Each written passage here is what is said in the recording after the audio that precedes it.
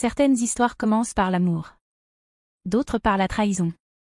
La mienne a commencé avec les deux, et la frontière entre vengeance et rédemption s'est avérée plus fine que je ne l'aurais jamais imaginé.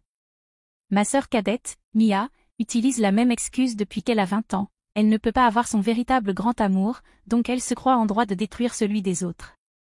Et je ne parle pas d'un petit caprice, comme si elle était toujours amoureuse d'un ex. Je le dis au sens littéral, si tu es heureux.se, elle trouvera un moyen de te rendre malheureux.se, puis elle mettra tout ça sur son histoire d'amour tragique. Son véritable amour? Un certain Ethan qu'elle a rencontré lors d'une fête universitaire il y a 4 ans. Ils ont couché ensemble une fois. Il ne l'a jamais appelé. Et, d'une façon ou d'une autre, c'est devenu son histoire d'origine pour justifier qu'elle est une personne horrible. Tout a commencé avec Jess, sa meilleure amie depuis la maternelle. Un week-end, Mia a dormi chez Jess. Lundi, le petit ami de Jess lui envoyait des « bonjours » matinaux. Quand Jess les a trouvés ensemble dans son propre lit, Mia a dit « Tu ne comprends pas ce que c'est de perdre sa moitié ». Jess ne lui a plus jamais parlé. Puis il y a eu la fête de fiançailles de notre cousine. Mia est arrivée dans une robe qui me coûtait plus cher que mon loyer, ivre de vin, et elle a acculé le futur marié dans les toilettes. Ses mots exacts, elle ne cessait de dire que je lui rappelais quelqu'un de spécial. Dieu merci, il l'a repoussée et l'a immédiatement raconté à la fiancée. Mais Mia? Elle a pleuré devant nos parents, affirmant que voir des couples heureux ravivait ses traumatismes. Maman lui a offert un week-end au spa pour se soigner. Quand j'ai rencontré Ryan, je savais déjà comment ça fonctionnait. Je l'ai tenu à l'écart des repas de famille, j'ai supprimé Mia de mes réseaux sociaux, et j'ai expliqué à tout le monde que ma sœur traversait quelque chose et avait besoin d'espace. Pendant 2 ans, ça a parfaitement fonctionné. Nous nous sommes fiancés au printemps dernier, petite cérémonie prévue, rien de luxueux, juste nous et nos proches. Mais j'ai commis une erreur cruciale, j'en ai parlé au dîner d'anniversaire de maman. Les yeux de Mia se sont illuminés comme le matin de Noël. Je suis tellement heureuse pour vous, m'a-t-elle dit en me serrant fort. Quand est-ce que je vais le rencontrer? Une semaine plus tard, Ryan m'a montré son téléphone en riant. Ta sœur m'a retrouvé sur Instagram avec un faux compte. Regarde ces messages. Nous les avons lus ensemble, moquant son désespoir. Il a promis de la bloquer.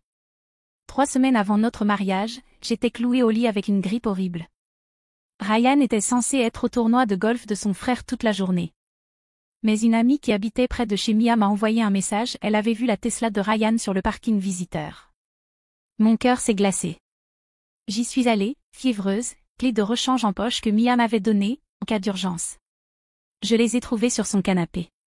Sa tête reposait sur ses genoux. Sa main dans ses cheveux. Tous deux à moitié habillés. Elle m'a regardée avec ses fausses larmes déjà prêtes. Je suis tellement désolée, a-t-elle chuchoté. Il me rappelle tellement Ethan. Je me suis enfuie. Il n'a même pas essayé de sauver ce que nous avions. C'est à ce moment-là que j'ai décidé qu'elle allait apprendre ce que signifie vraiment perdre quelqu'un. Ethan n'était pas ce mystérieux inconnu qui a disparu. Nous nous suivions en réalité mutuellement sur Instagram depuis 3 ans, amis en commun à l'université, quelques likes de temps en temps, mais jamais de véritable conversation. Il vivait à 3 heures de chez moi, travaillait comme kiné, et postait des vidéos de son Golden Retriever. Alors je l'ai contacté en DM, « Salut, c'est bizarre, mais ma sœur avait le béguin pour toi à la fac et vient de ruiner mon mariage. Tu veux m'aider à ruiner sa vie ?»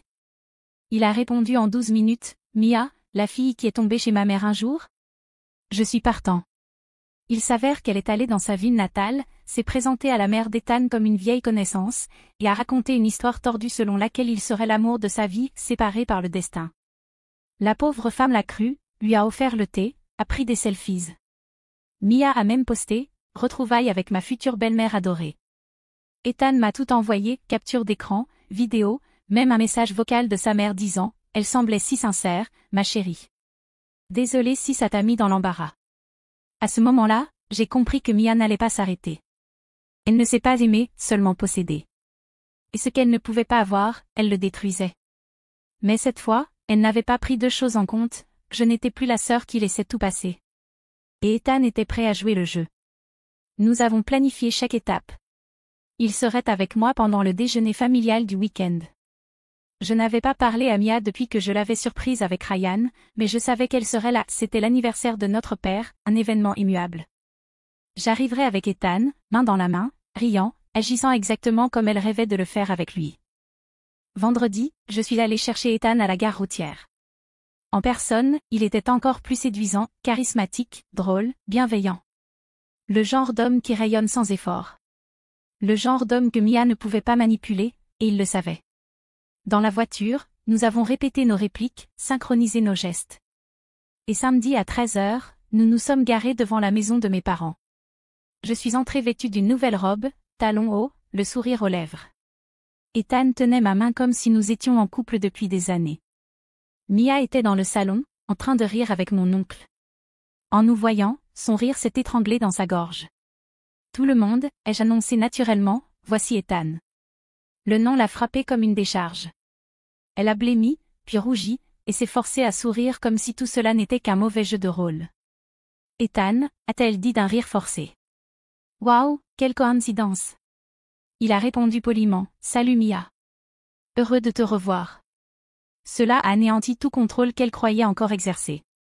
Elle a bafouillé quelque chose, mais j'étais déjà assise à côté de lui, prenant des photos, postant des stories. Chacun de mes gestes était un coup porté à son orgueil. À table, elle a tenté d'engager la conversation, évoquant des souvenirs de fac qui n'avaient jamais existé. Mais Ethan ne cessait de me regarder, de m'appeler « mon amour », de poser son bras sur mes épaules.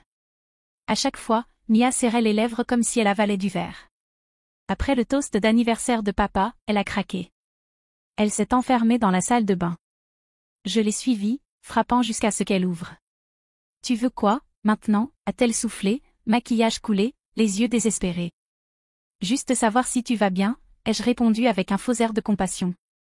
Après tout, ça doit être dur de voir son âme sœur dans les bras de sa sœur, non? Tu fais tout ça pour me faire mal.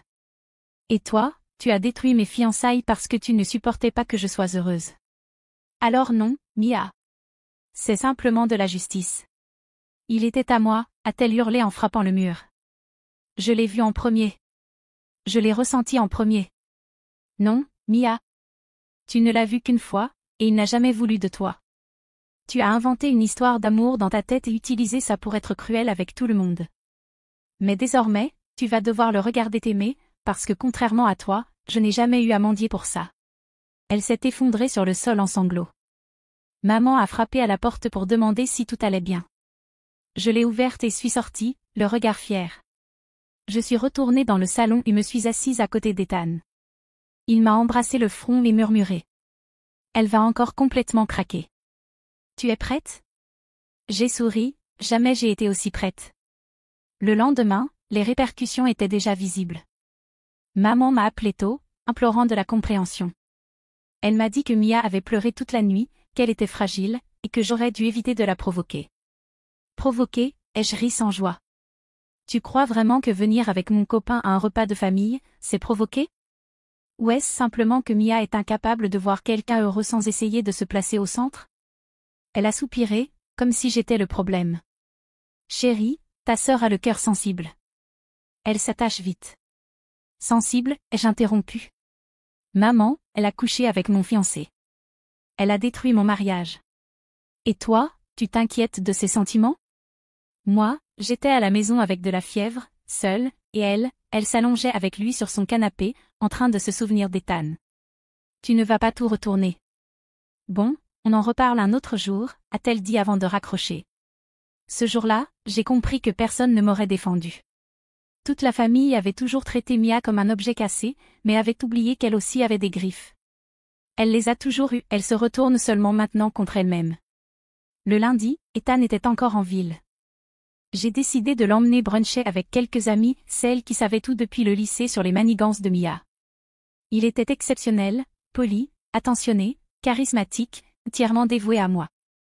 Les filles s'échangeaient des regards admiratifs, murmurant « c'est la vengeance la plus belle que j'ai jamais vue ». Mais le meilleur moment est arrivé l'après-midi. Ethan a posté une photo de nous sur Instagram, embrassés dans un parc. Légende simple, parfois, l'amour arrive quand on s'y attend le moins. Les commentaires ont commencé doucement, un cousin, un camarade de classe, quelques cœurs. Puis Mia est apparue. Elle a commenté, c'est dégoûtant. Vous savez tous les deux ce qu'il représente pour moi. Ethan a aimé le commentaire et répondu froidement, on n'a couché qu'une fois, Mia. Une seule. Et tu m'as suivi dans la rue le lendemain. Ce n'est pas de l'amour, c'est de l'obsession. Boum. En moins d'une heure, le post était sur toutes les lèvres. Des gens qui connaissaient Mia au lycée ont commenté, enfin quelqu'un l'a dit. J'ai toujours trouvé sa façon d'en parler étrange. Karma existe. Elle est restée muette sur le post, mais m'a envoyé une série de messages vocaux sur WhatsApp, pleurs, cris, questions, comment je pouvais m'en servir pour lui faire du mal. L'un d'eux se terminait par « Tu détruis ma vie pour te venger ». J'ai répondu simplement « Non, je te montre juste comment on se reconstruit après avoir été détruite, chose que tu n'as jamais su faire. » Et puis, sans cérémonie, je l'ai bloquée. Je ne pensais pas que ce serait la fin. Je ne savais pas qu'elle ne lâcherait pas facilement. Et puis, jeudi soir, j'ai reçu une notification, Mia avait posté un selfie en pleurs, avec des yeux gonflés, sur fond de chambre faiblement éclairée. Ça fait mal de voir sa sœur voler l'homme que tu aimes, rire de ta douleur et être applaudie pour ça. Je ne suis pas parfaite, mais rien de tout ça ne me méritait. Plus de 1000 likes. Des commentaires, tiens bon, prends soin de toi, tu vas t'en sortir. Et le plus dur, certaines de mes proches ont partagé. Le lendemain matin, je suis allée chez mes parents. Maman m'a ouverte, surprise. Qu'est-ce que tu fais là? Je suis venue pour parler à tout le monde. J'entre. Papa est dans le salon. Mia descend, comme à des funérailles, souhaite, cheveux relevés, regard de victime. Il s'est passé quelque chose, demande-t-elle presque gentiment. Oui, quelque chose s'est passé. Assez de tes manipulations et de ton rôle de petite chose fragile. Je me suis arrêtée au centre de la pièce, les ai tous deux regardés. Maman, papa, vous avez vu le post? Vous trouvez ça normal? Vous souvenez-vous de qui a vraiment détruit l'engagement de qui? Chérie, ce n'est pas comme ça qu'on règle les choses. Intervient maman. Non. Vous allez m'écouter. Je me tourne vers Mia. Tu as séduit Ryan. Tu m'as poignardé dans le dos. Tu t'es excusée avec de fausses larmes et pensais rester la princesse de la famille. Mais aujourd'hui, les rôles sont inversés. Tu es à genoux en larmes, et personne ne te sauvera cette fois. Ce n'est pas un post dramatique qui effacera les captures d'écran, les messages vocaux, les témoignages. Tout le monde a vu qui tu es vraiment. Ton masque est tombé, Mia. Elle s'est tue, en pleurs. Papa baisse la tête. J'en ai marre d'être la fille oubliée pendant que vous financez ces petits dramas. Assez. La scène est à moi maintenant, et le public est de mon côté. Je suis partie sans attendre de réponse. Dans la voiture, Ethan conduisait, la radio allumée, un café m'attendait dans le porte-gobelet. Alors, comment ça s'est passé, m'a-t-il demandé. Magnifiquement bien, ai-je répondu. Elle a enfin compris qu'elle n'a plus aucun contrôle. Il a souri. Tu sais quoi? Cette vengeance a été plus thérapeutique que je ne l'imaginais. Et tu sais ce qui est encore mieux? Quoi? La deuxième partie n'est pas terminée. La deuxième partie a commencé par une invitation, la soirée de lancement du nouveau restaurant de mon ami André. Un chef bien connu dans le coin, avec une présence notable chez les influenceurs locaux et beaucoup de couverture sur les réseaux sociaux. Mia, bien sûr, était obsédée par ce genre d'événement. Elle prétendait toujours avoir une vie qu'elle n'avait pas, postait des photos dans les miroirs de magasins en faisant croire qu'elle possédait les vêtements, commandait des plats chers juste pour les prendre en photo avant de les retourner en cuisine. Tout n'était que façade. Mais cette fois, elle n'était pas sur la liste. Moi si. Et Ethan aussi. Nous sommes arrivés avec panache littéralement. Le photographe à l'entrée nous a arrêtés pour une photo, et l'une d'elles a été publiée sur le profil des événements de la ville avec cette légende. Le couple du moment, Melissa et Ethan volent la vedette à l'inauguration. Mia l'a vu le lendemain, évidemment. Elle a publié dans ses stories l'indirect classique. Certains ont besoin des projecteurs pour se sentir vivants. Moi, je préfère la profondeur. La profondeur? De la part de celle qui s'était jetée dans les bras de mon fiancé 3 semaines avant le mariage, et qui pleurait maintenant sur Internet parce que le gars qu'elle connaissait à peine était devenu mon petit ami? Le samedi suivant, un autre événement, le mariage de notre cousine Amanda. Mia avait toujours été très proche d'Amanda. Elle s'attendait probablement à ce que son amie prenne sa défense et me demande de ne pas venir avec Ethan. Mais Amanda m'a appelé en personne. Mel, s'il te plaît, viens, et amène-le. Tout le monde sait déjà ce qui s'est passé, et je n'ai plus la patience de faire semblant avec Mia. Elle doit apprendre que le monde ne tourne pas autour d'elle. Mia était là, seule robe trop serrée, maquillage impeccable, sourire en plastique, faisant semblant de ne pas nous voir entrer. Ethan me tenait par la taille, m'embrassait parfois sur la joue, et tout ce qu'elle pouvait faire, c'était regarder. Mais la scène qui a vraiment marqué la soirée, c'est pendant la danse des mariés. Amanda, très discrètement, nous a appelés pour danser à côté d'eux. Ethan et moi étions là, au centre, tournoyant lentement, quand Mia a tenté de s'approcher. Pour la première fois, elle semblait désarmée. « Ethan, je peux te parler ?» a-t-elle demandé avec ce regard qu'elle croyait irrésistible. Il a lâché ma main, l'a regardée, et a répondu avec un calme total. « Non. Je suis occupée à aimer ta sœur. » Je suis restée figée, j'ai pris une grande inspiration, je l'ai regardée et j'ai ajouté. « Et pour la première fois depuis des années, je suis vraiment aimée, quelque chose que tu n'as jamais compris, parce que tu confonds obsession et amour. » Elle a reculé de 2 pas, les larmes aux yeux, et a trébuché sur l'ourlet de sa robe. Personne n'a ri, c'était pire. Tout le monde a ignoré la scène. Et ça fait plus mal. Elle a quitté la salle quelques minutes plus tard. Et moi, j'ai continué à danser. Pour la première fois depuis longtemps, j'avais l'impression d'avoir gagné. Mais ma partie préférée était encore à venir. Quelques semaines plus tard, on m'a invité à participer à un podcast sur le dépassement de soi et les nouveaux départs. Je n'ai cité aucun nom, mais j'ai raconté l'histoire, la sœur narcissique, le fiancé infidèle, la vengeance calculée, et bien sûr, l'amour inattendu. L'épisode est devenu viral. Des gens de tout le pays m'ont envoyé des messages pour me féliciter, me disant qu'ils s'identifiaient à mon histoire. Mia l'a écouté. Je le sais, car le même jour, elle m'a envoyé un message en privé. Tu as vraiment besoin de t'exposer comme ça juste pour recevoir des applaudissements? Et j'ai répondu sans hésiter. Ce n'est pas de l'exposition, c'est une libération. J'ai vécu des années dans ton théâtre. Maintenant, l'histoire est la mienne, et la scène aussi. Elle n'a jamais répondu. Dans les jours qui ont suivi, j'ai appris par d'autres que Mia s'isolait. Certaines marques avec lesquelles elle essayait de collaborer ont coupé les ponts. Les gens ont commencé à parler de son obsession pour Ethan. La réputation qu'elle s'était acharnée à construire avec des filtres et des phrases toutes faites s'effondrait. Et ce n'est pas moi qui l'ai fait tomber, c'est elle qui s'est enterrée.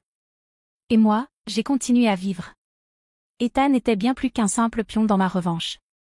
La vérité, c'est qu'au milieu de tout ce chaos, il est devenu un refuge qui s'était présenté comme un complice, mais qui était aujourd'hui un véritable compagnon. Et chaque jour qui passait, je voyais que ce que Mia avait essayé de détruire ne m'avait rendue que plus forte. Et elle, qui avait toujours voulu tout gagner par la manipulation, n'avait plus que le silence pour compagnie. La première fois que j'ai réalisé que je ne pensais plus à Ryan, c'était un matin ordinaire, quelques semaines après le mariage d'Amanda. Nous étions dans mon appartement, le soleil entrait doucement par la fenêtre, et Ethan était dans la cuisine, torse nu, préparant des pancakes comme il le faisait depuis la première semaine où il avait dormi chez moi. Pendant qu'il chantait doucement une chanson des années 2000 en faisant des petites danses ridicules qui me faisaient rire, j'ai compris que Ryan n'était plus qu'une ombre faible dans un coin poussiéreux de ma mémoire. Ce n'était plus une question de vengeance. C'était la façon dont Ethan me tenait la main même quand ce n'était pas nécessaire. C'était comme il écoutait mes histoires d'enfance avec un sourire sincère même s'il les connaissait déjà toutes. C'était la façon dont il me regardait pendant que je lisais sur le canapé, comme si rien d'autre au monde ne comptait. Je ne m'attendais pas à ça quand je lui ai envoyé ce message impulsif lui demandant de m'aider à détruire les illusions de ma sœur. Je pensais que ce serait temporaire, qu'il ferait semblant un temps, jusqu'à ce que Mia abandonne, que je me sente vengée, puis que la vie reprenne son cours. Mais la vie n'a pas repris comme avant. Ethan est devenu la routine, la présence, la sécurité. Il a rencontré mes amis, s'est intégré à mon cercle professionnel, a commencé à laisser des brosses à dents et des t-shirts chez moi. Quand ma voiture est tombée en panne, il a été le premier à arriver avec du café et une dépanneuse. Quand j'ai eu une crise d'angoisse avant une présentation importante, il s'est assis avec moi sur le sol de la cuisine et m'a juste tenu la main jusqu'à ce que je puisse respirer à nouveau. Et Ryan? Plus une pensée, plus de comparaison, plus rien.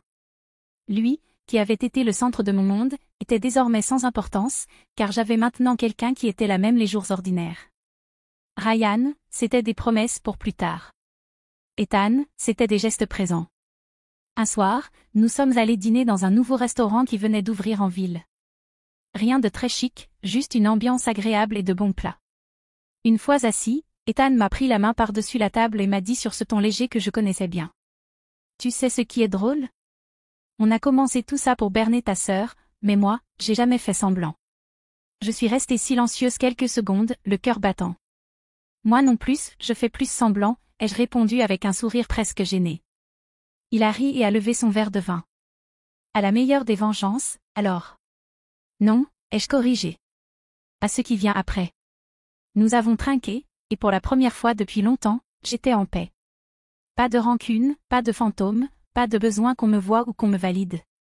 J'étais là pour moi. Et lui aussi. Quelques jours plus tard, en marchant en centre-ville, j'ai vu Ryan, seul, tête baissée comme si le monde pesait trop. Mon réflexe a été de détourner le regard. Pas par douleur, mais parce que ça n'avait tout simplement plus d'importance. Il m'a vu, a hésité, a failli venir me parler, mais quand il a vu Ethan arriver et entrelacer ses doigts aux miens, il a reculé. Peut-être qu'il a enfin compris qu'il n'y avait plus de place pour lui, que l'espace qu'il avait gaspillé avec ses mensonges et ses silences était désormais occupé par quelqu'un qui, sans promesse, me donnait tout. Ce soir-là, j'ai serré Ethan plus fort et j'ai murmuré sans réfléchir. Merci d'être apparu. Il m'a regardé avec ce sourire calme qui disait tout, même dans le silence. Et j'ai su, la vengeance m'avait rendu justice, mais c'est l'après qui m'avait offert l'amour. Les mois ont passé, et ce qui avait commencé comme une riposte tranchante au poison de ma sœur est devenu la partie la plus douce de ma vie. Ethan n'était plus un plan, un coup calculé, une provocation bien orchestrée. Il était mon refuge, mon partenaire dans le silence et les éclats de rire.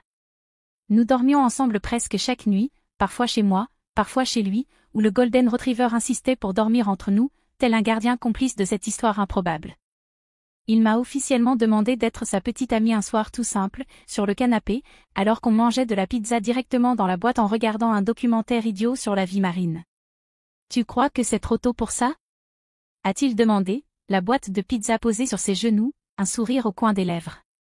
Ou trop tard? Je pense qu'on a déjà traversé des phases pires que n'importe quel couple ensemble depuis 20 ans, ai-je répondu en riant. Ce n'est qu'un titre, mais oui, je le veux. Et c'est resté ainsi. On ne parlait plus de Mia. Elle avait disparu des conversations, des réseaux sociaux, des messages. Elle avait bloqué Ethan de partout, bien qu'il n'ait jamais cherché à la contacter.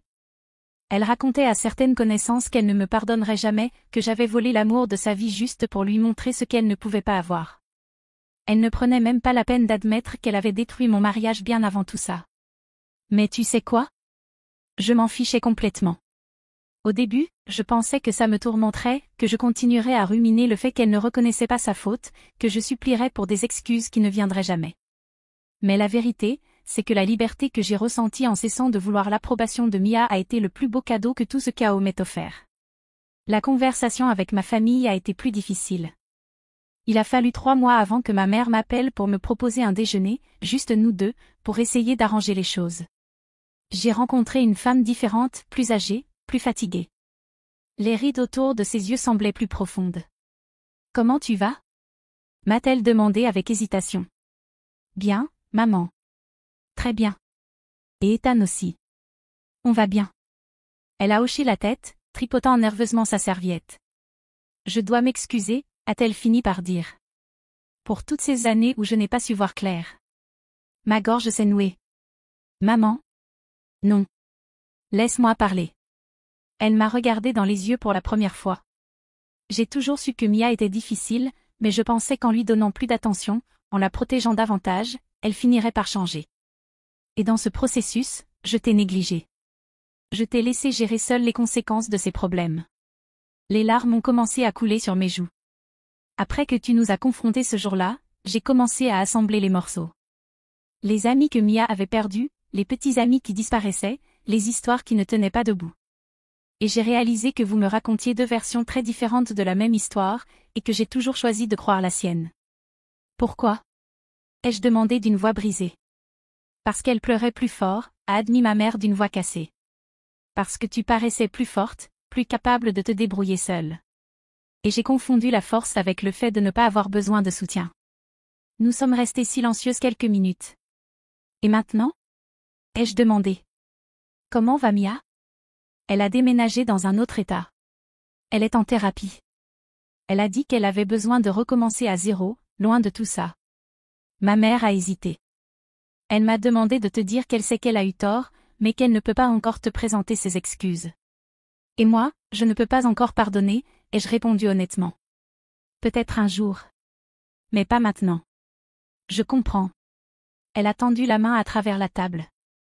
Est-ce que je peux essayer d'être une meilleure mère pour toi? J'ai pris sa main. On peut essayer d'être une meilleure famille. Mais ça prendra du temps. Elle a souri à travers ses larmes. J'ai du temps. Quelques semaines plus tard, mon père est venu chez moi à l'improviste, un bouquet de fleurs à la main et un air embarrassé sur le visage. Je peux entrer? A-t-il demandé timidement. Bien sûr, papa. Ethan était dans la cuisine, il a salué mon père poliment avant de nous laisser seuls pour parler. Je l'aime bien, a dit mon père sans détour. Il a l'air d'un homme bien. Il l'est. Je suis venu parce que ta mère m'a dit que vous aviez parlé. Et je me suis rendu compte que je ne t'ai jamais présenté mes excuses. Mon père n'était pas du genre à faire de longs discours, donc ça m'a surprise. J'ai toujours su que Mia posait problème, a-t-il poursuivi. Mais je pensais que ce n'était pas mon affaire, que c'était un truc de femme, que ta mère s'en occuperait. Mais au final, vous avez toutes les deux souffert. Et toi, surtout, ma fille. Papa. Laisse-moi finir, ma chérie. Il s'est assis au bord du canapé. J'ai échoué comme père. J'ai échoué à te protéger. J'ai échoué à l'éduquer. Et j'ai échoué à vous apprendre que des sœurs doivent se soutenir, pas se détruire. Ma gorge s'est serrée. Ta mère m'a parlé de Ryan, de ce qu'elle t'a fait. Il a secoué la tête. Si ça avait été moi, je ne pourrais jamais pardonner. Mais toi, tu as réussi à transformer toute cette douleur en quelque chose de bon. Et je suis fière de ça. Je suis fière de toi. C'étaient les mots que j'avais attendus toute ma vie. Merci, papa. Tu crois qu'il est encore temps pour moi d'être un meilleur père? J'ai souri malgré les larmes qui me montaient aux yeux. Il y a toujours du temps. Ce soir-là, j'ai tout raconté à Ethan. Il m'a écouté en silence, en me tenant simplement la main. Comment tu te sens? M'a-t-il demandé une fois que j'eus fini. Libre, ai-je répondu, surprise moi-même par cette réponse. Pour la première fois, vraiment libre. Et Mia? J'ai réfléchi un instant. J'espère qu'elle trouvera la paix, loin de moi. Mais qu'elle la trouve. Il a souri et m'a embrassé sur le front. Tu es incroyable, tu le sais? Nous sommes incroyables, ai-je corrigé. Nous. Et c'était vrai. Parce qu'au fond, ce n'était pas juste à propos de battre Mia ou de me venger d'elle. C'était d'apprendre que je méritais d'être aimée comme il faut, défendue, respectée. C'était découvrir que la famille, ce n'est pas seulement ceux avec qui on est, mais aussi ceux qui choisissent de rester à nos côtés. C'était comprendre que parfois, pour trouver l'amour de sa vie, il faut d'abord arrêter d'accepter les miettes de ceux qui ne vous ont jamais vraiment valorisé. Et aujourd'hui, quand je me réveille à côté d'Ethan, le chien dormant à nos pieds, je sais que tous ces combats en valaient la peine. Parce qu'ils m'ont mené jusqu'ici, à lui, à nous, à la paix. La vengeance m'a donné justice. Mais l'amour m'a donné tout le reste.